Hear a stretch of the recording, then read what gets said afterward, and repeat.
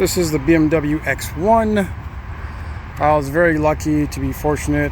I got a rental from 60. I'm actually in Texas this week. So to drive a BMW X1 280i with xDrive, it's a nice treat, I would say.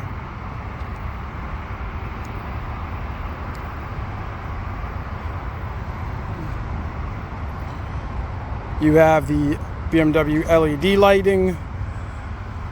Love the grille on the BMWs. Close up on the icon there. Has a panoramic sunroof.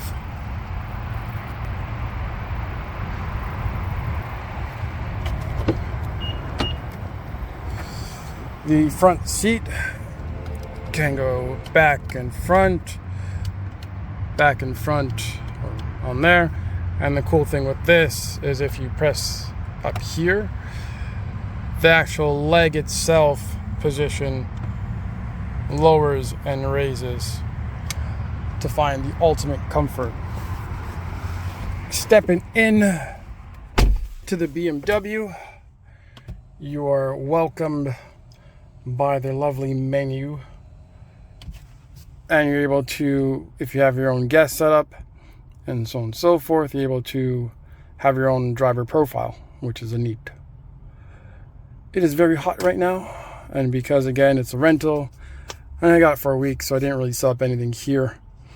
I definitely will be putting on the AC because it's 91 Fahrenheit and it is very, very hot. But to go into it, it does have automatic up and down windows over here, which is again lovely to have. This whole gizmo here is quite new to me, but it has been an interesting journey to actually go about I guess new technology in that sense of actually having a gear shifter in the way. But before I jump into this, it does have two USB-C ports here. This here is a charger, a wireless charger, so I have an extra phone here. Literally you got to put down here, and then it literally starts charging, which is neat. And then up there it gives you a warning for wireless charging. Two cup holders there, a little space under here. This is, I guess, cool. I don't know how to explain it. So here is your actual armrest here.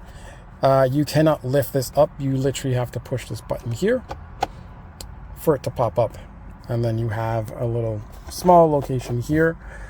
Not big enough though to fit us. Well, can't really fit a cell phone there. Wish that was a little bit bigger or wider. Therefore, I'm able to actually put a cell phone, and this cell phone has no case on it. So this is kind of like a quick change area here. Onto here, it's getting a little hot. Push button to start. So to start it up, you have the AC. I'm going to turn this down. I'll put on very low. At least you get some air versus no air. It's kind of cool as you can see where the airflow is coming from. I've seen this the first time, this kind of monitor in the Tesla itself. So it's kind of neat to know where the airflow is coming from here. Again, you could change all this for a minimum or maximum amount of airflow with the vents, all the way up to 5. And you see the bars here is based off the intensity, which is neat. When you press the seat here, it has seat warmers, not seat coolers. It has steering wheel heater as well. On to the passenger side, it just has the seat warmers. And again, you could have different profiles, depends on how you want it. You have a sync, so you could sync up the thermometers as well. Max AC, auto, and so on and so forth. Just very simple climate control aspect of it. But as I said before, quite hot in here. And no, it's not a Nelly reference. Everything here is, again, it's all touchscreen. You'll see very, very little buttons here. Comes with navigation, which again, it's a very neat feature. Instead of having something like Apple CarPlay and Android Auto, so it actually comes with it. The telephone as well, in which you're able to press on there. Therefore, anything that you have Bluetooth devices, you could have it connected on here. You could do everything that the phone can do. Everything shows up on the screen here. Your media button here has your Wi-Fi, your FM and AM, and if you're playing Bluetooth as well, it's on there as well. It also recognizes which song is playing, the artist, and possibly the album cover as well.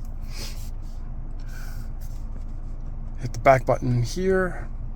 Again, it gives you all that. Plus, again, the navigation screen. I like it. I love it.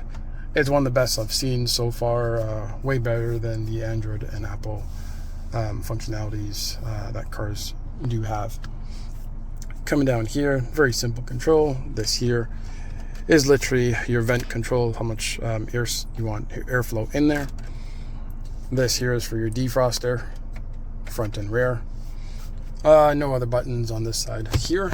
This here is your glove box. Decent amount of space, to be honest with you.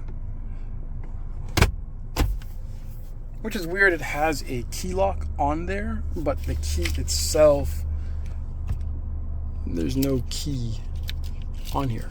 So I personally don't know where that key lock in is. It probably is something, the key's probably inside of here, in which you just pop the cover itself and put it in, and then you're good to go.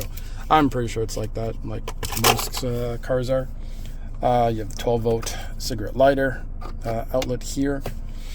This here, I like this because this gives control on your media device. So if I scroll up,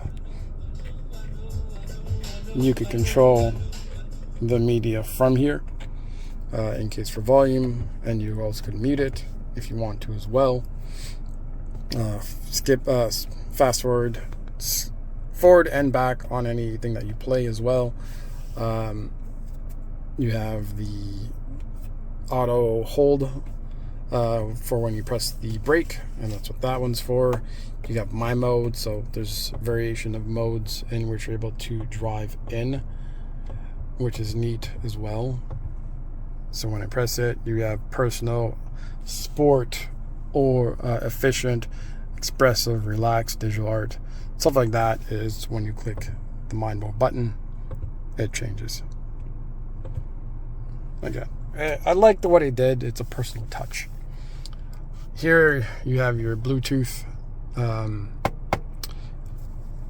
speakers over here. You also have your mic as well. This here, press this lovely button here. Then you're able to have your panoramic sunroof, which is very, very nice, especially on these lovely days, which I like. You could also do a tilt up, and also full sunroof access with just a click of a button. So,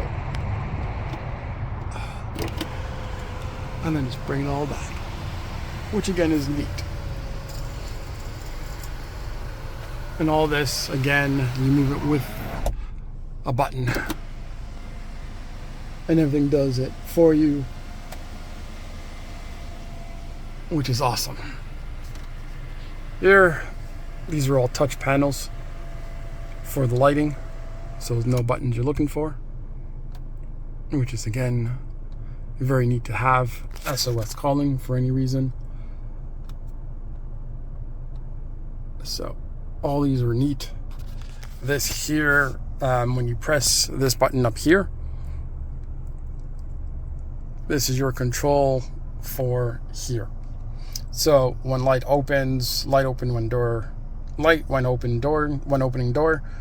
you could select which light you want on.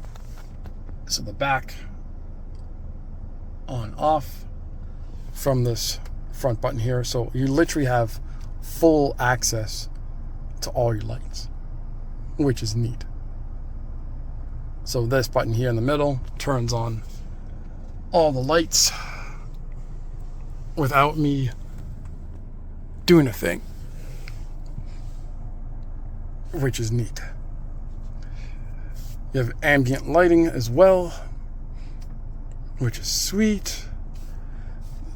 So this is your interior lighting, background light, accent light, and so on and so forth. Brightness of the overall cockpit of itself. One thing I wish it had the lighting on the door sills and so on and so forth. That to me is a neat touch. But again, I believe this is probably a base model.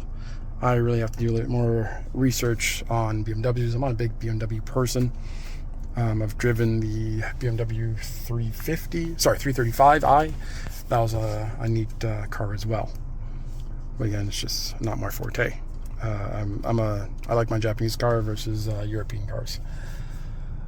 On the dash over here, with the heads-up display, this here is, again, you have your scroll bars for any menus that you're doing here, phone, media, even doing anything in regards to looking at the media, radio, all that stuff, plus or minus. In regards to the volume itself is here, and over here is your cruise control. Over here you have your auto light on or off, and then this also controls the lighting interior. One thing that I liked about this portion here, at the setting button, you could change what you want to display on here. You have your navigation. It's Michael Jackson. Doesn't come with the car, but again, it's a radio station that's there. The overall layout, which I think is pretty cool. So over here you just have how fast you're going, so speedometer. You have the speedometer and your power level or your RPM meter, which is displayed over here. So again, I like the fact that BMW took the opportunity to customize these little features. Therefore, it makes it easier and more personal for the vehicle itself. One thing I must say I dislike right off the hop. So this is your rear view camera, your rear view window or mirror, sorry. And these seats are way too high because it covers literally your whole view of the back seat. Like, you're kind of U-geared, which is weird. I don't know why they did that. It is what it is. There are buttons on each headrest. I believe that makes it go down if you need to, but come on, BMW. Come on. Like, as soon as you're looking outside, like through your rear mirrors, that's all you see are these lovely headrests that destroys your whole view in the back. I just don't get it. But let's take a look at the back and go from there.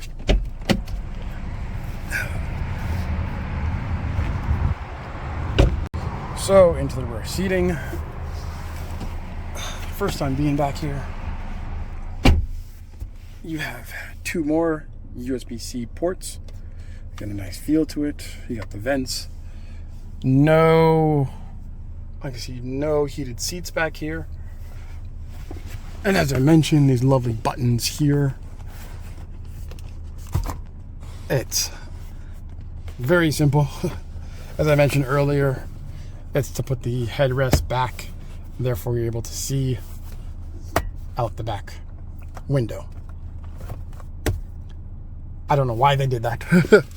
I don't know why they made the seats this way, but it is what it is. Over here you have a armrest in the middle, like most SUVs do and cars nowadays, with also the two drinks you're able to store in here. You're able to store kids in here in regards to the seat, with these lovely anchors here, which again is a neat feature.